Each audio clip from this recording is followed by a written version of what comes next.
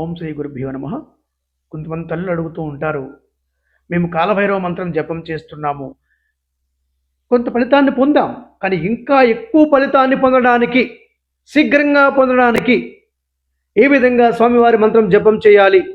మాకు ఎక్కువ శత్రు బాధలు ఉన్నాయి, గ్రహ బాధల వల్ల మా కుటుంబం చాలా కష్టాల్లో ఉంది, కాస్త మాత్రం ఉపశమనం పొందాం, పూర్తి ఉపశమనం పొందాలంటే ఏ విధంగా జపం చేయాలి?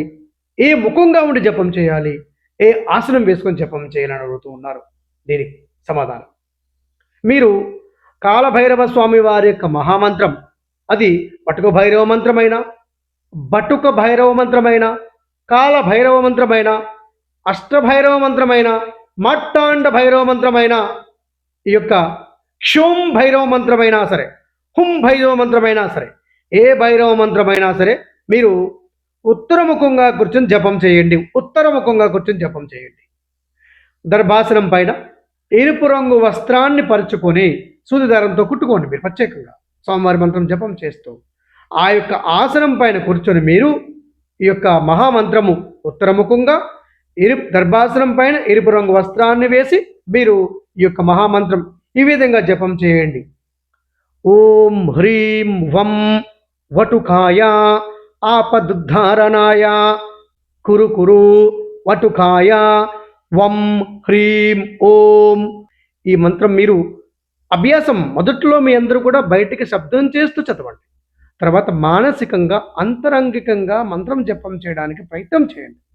నాకు తెలిసి మంత్రం ప్రత్యక్షంగా పరోక్షంగా నాకున్నటువంటి సమాచారం ప్రకారం కొన్ని కోట్ల మంది జీవితాలను ఉద్ధరించినటువంటి మహామంత్రం, కొన్ని కోట్ల మంది జీవితాల్లో ఎదురైనటువంటి ఆపదలను పోగొట్టినటువంటి మహామంత్రం ఒక్క మన భారతదేశంలోనే కాదు, విదేశాలలో కాస్త భక్తి జ్ఞానం ఉన్నటువంటి వారందరి జీవితాన్ని కూడా చిత్తశుద్ధితో భక్తితో జపం చేసినటువంటి వారందరినీ కూడా ఉద్ధరించినటువంటి మహామంత్రం.